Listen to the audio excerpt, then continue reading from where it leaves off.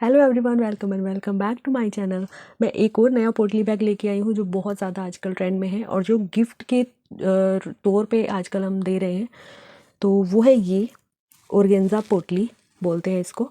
और इसमें हम अंदर बहुत सारे गिफ्ट देते हैं, जैसे कि कोई भी कॉस्मेटिक का सामान हो गया या फिर टॉफ़ी वगैरह हो गई, ये सब चीज़ें। तो ये मेरे पास अभी एक ऑर्डर आया है जिसमें मैंने 100 पोटली बनाई है। तो चलिए इसका वीडियो शुरू करते हैं।